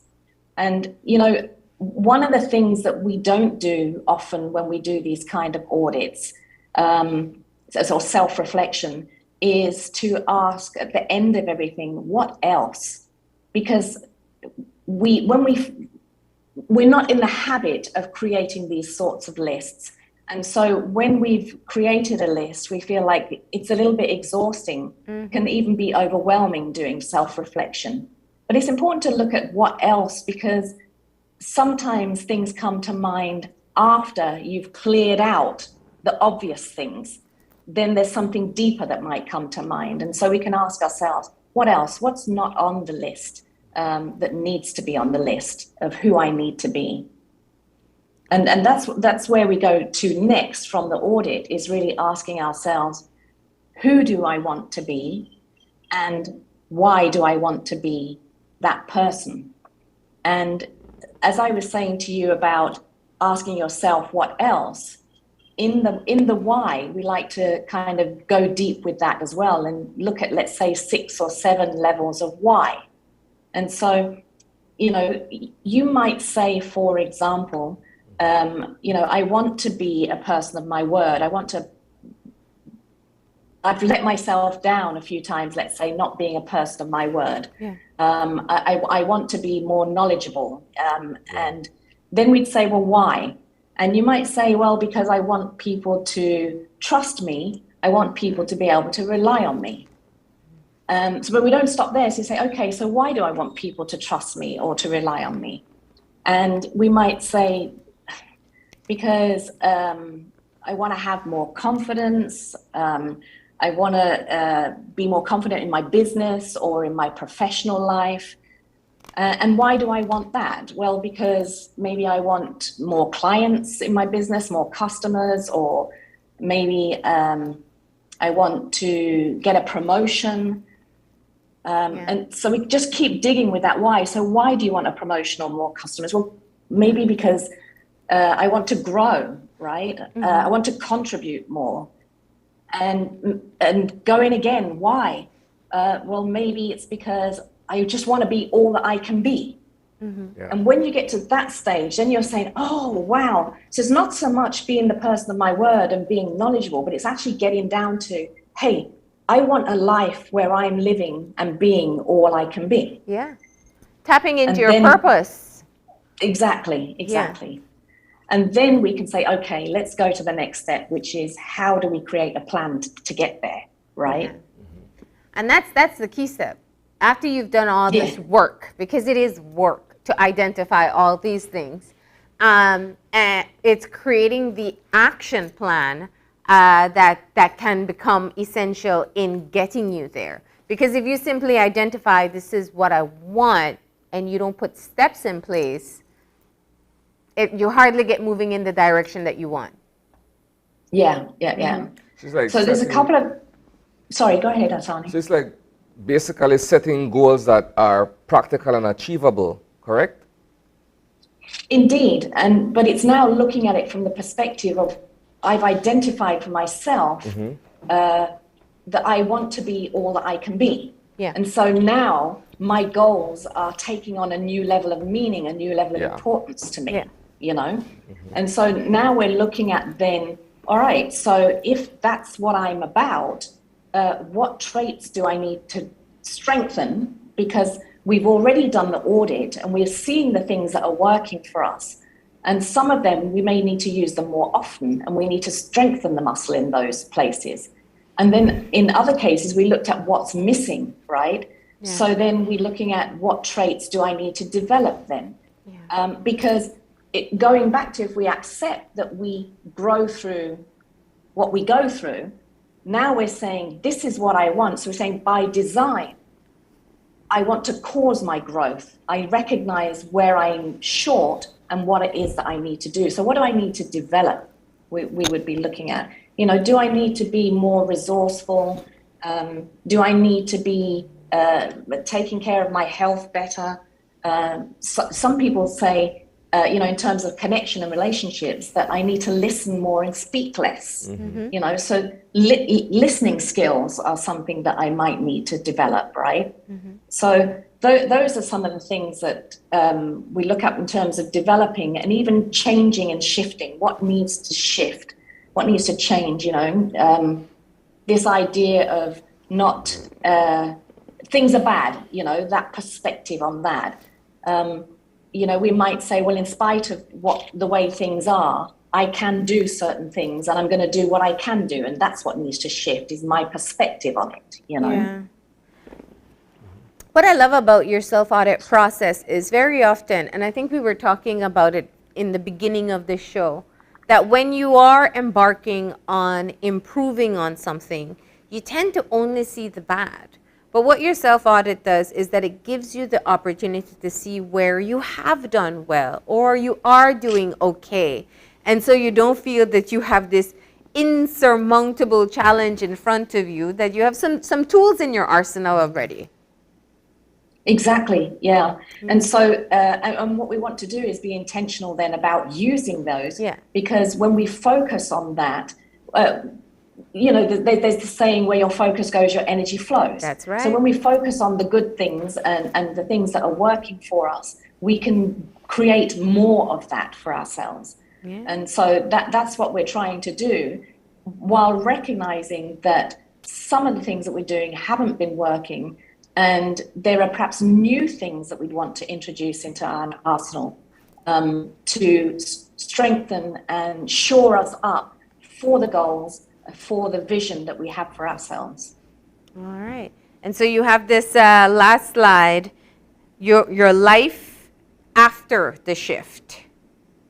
Yeah, and you'll notice there that in brackets I'm saying, see yourself anew, directing versus managing your life. And that's really what we're talking about here, is once you've done this exercise, spend some time in the space of looking at your life. Even though you're not yet there yet, you now know how to get there, and you're very clear on what it is. In this case, we use the example of living the best version of myself, being all that I can be, right?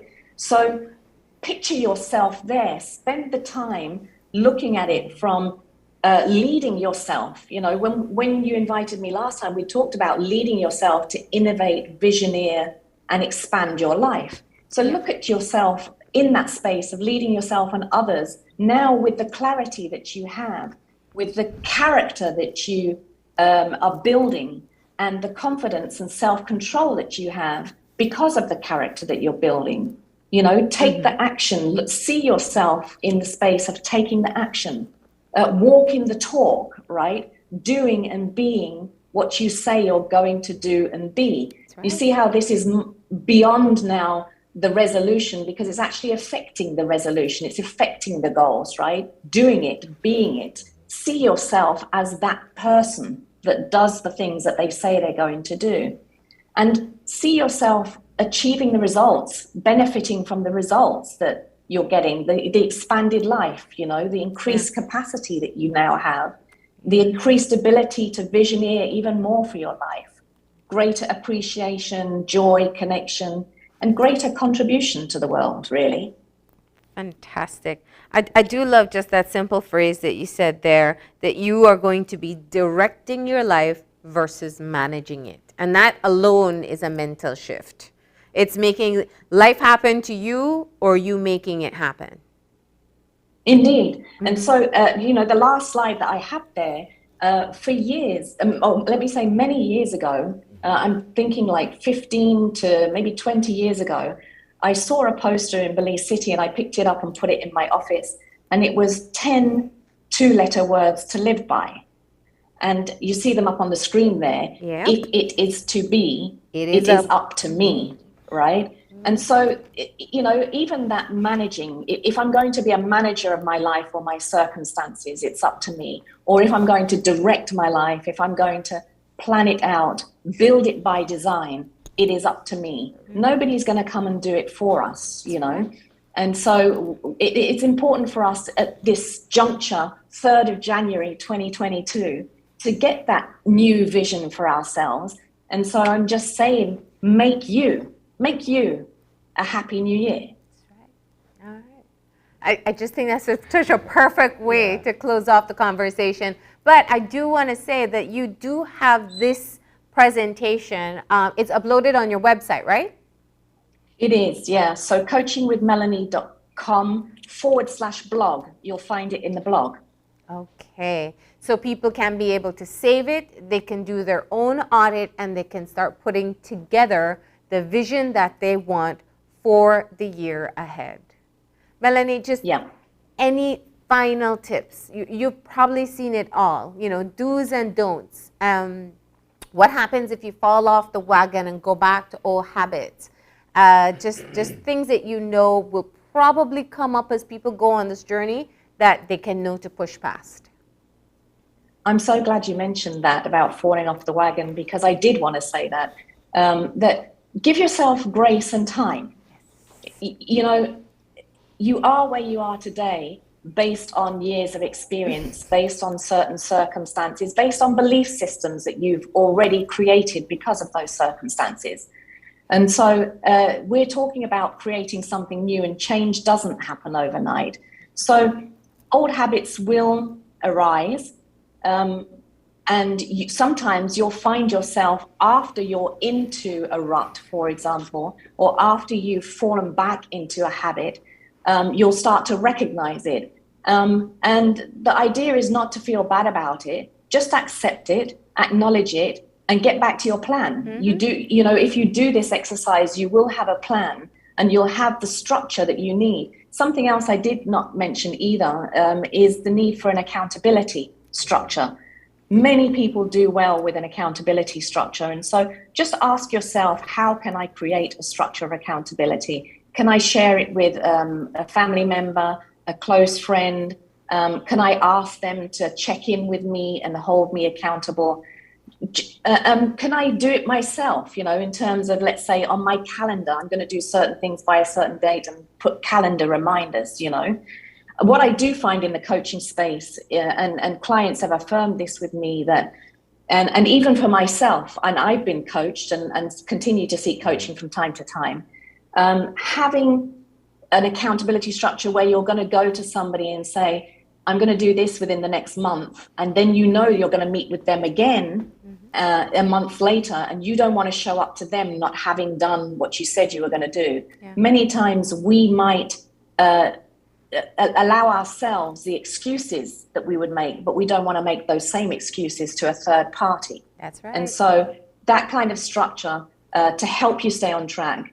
And if you're good at being accountable to yourself, maybe, like I said, a simple calendar reminder just to keep you on track. And you know, even if you refer to your vision monthly or quarterly, stay on track. I said earlier, it's a makeover. Change is absolutely possible. You need to commit to it, and you need to set yourself up for success with an accountability structure. All right. Well, I think that's such an important reminder there, Melanie. As you said, it is a matter of being able to put in, to be committed. And I love the accountability part, because that really does make a difference. Thank you so much. Maybe we do the check-in on February and see where we are with what decisions people have made. Because that's right. It's why people dismiss resolutions. It's because they think that once they fail the first time, that's the end. It's not. Yeah. The real commitment comes with getting back on track. Yeah. If it is to be, it is up to me. Let's do this 2022. That's right. Thank you so much, Melanie, for coming in and sharing this with us. Once again, you can access this presentation from this morning, which includes the how to do your own self-audit on her website, Coaching with Melanie. We're going to go ahead now and take our final break, and when we come back, we'll have our wrap up, so stay tuned.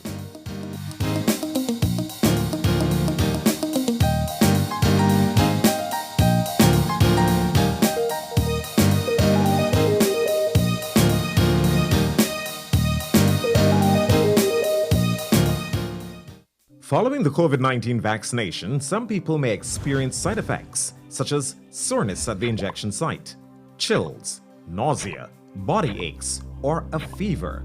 But these symptoms go away after a few days. These side effects are a result of your immune system responding to the vaccine and are not a sign that you are sick with COVID-19. The COVID-19 vaccines will not give you COVID. When you receive your vaccine, the health worker will advise you what to take if you are experiencing any of these side effects. Remember, these mild side effects cannot compare to you not being able to share memorable moments with your family and friends if you fall gravely ill from COVID. Vaccines bring us closer.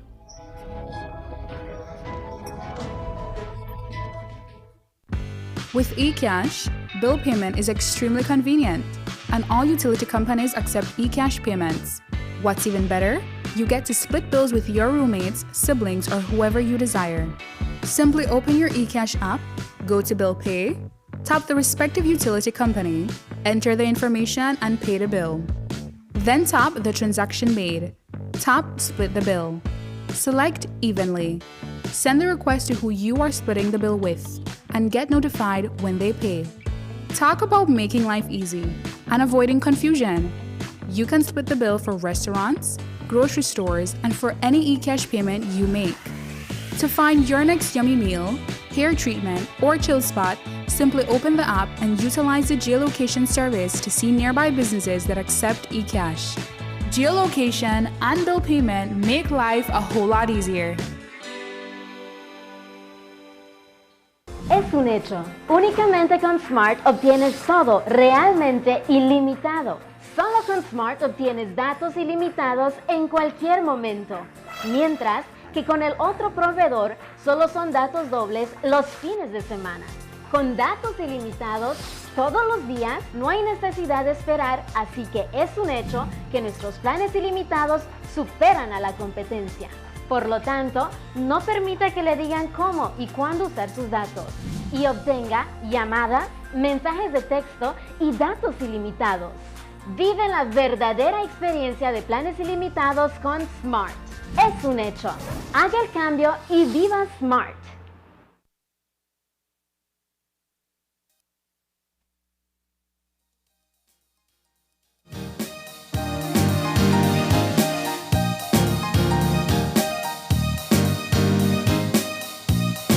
And we're back. And we're back. We had two very different conversations this morning. I got to stress that very.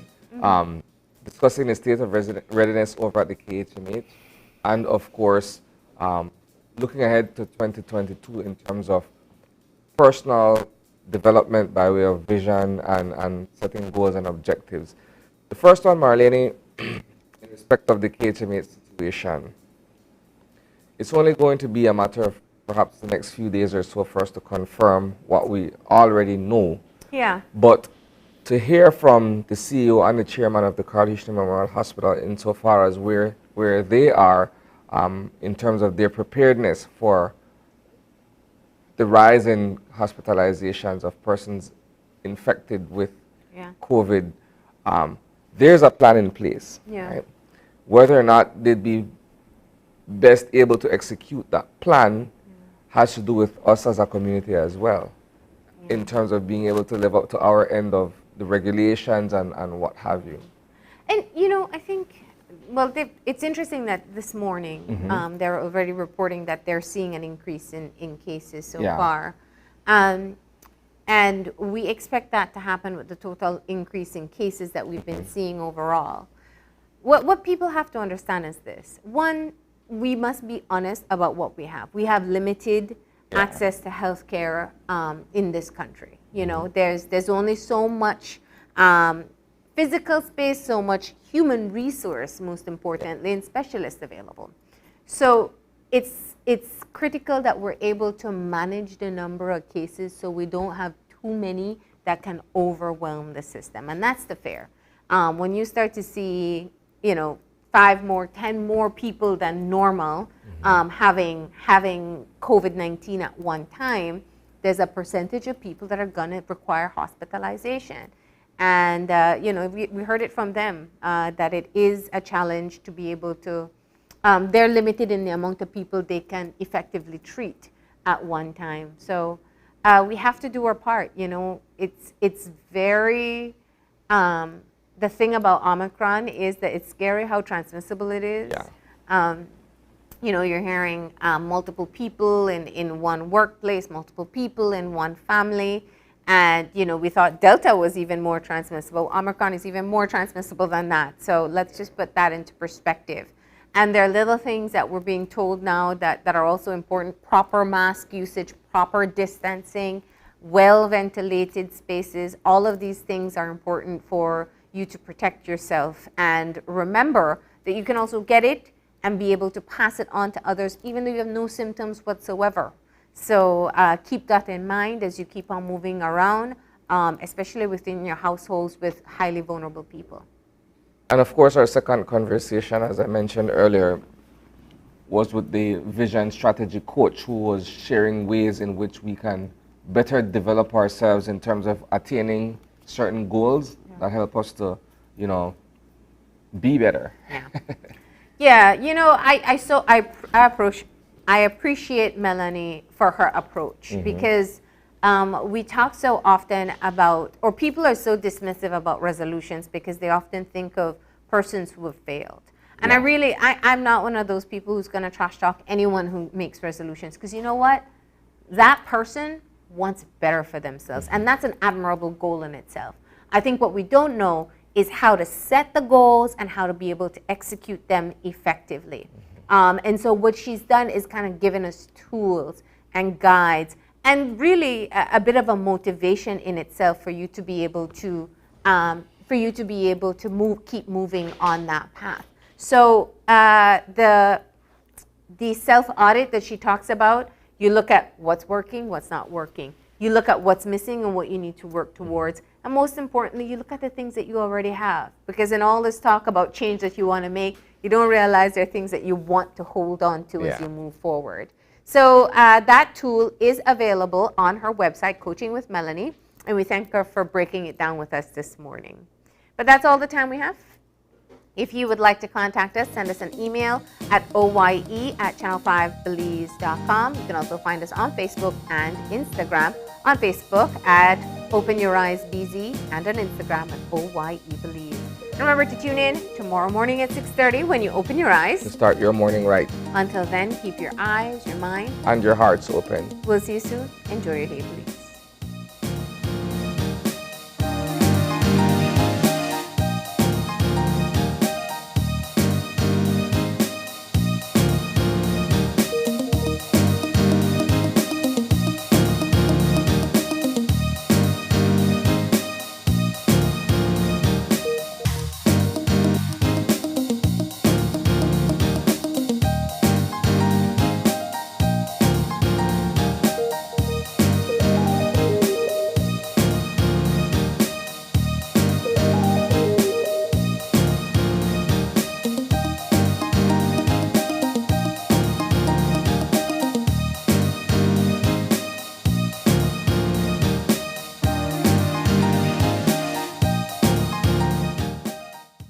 Open Your Eyes was brought to you by the Belize Bank.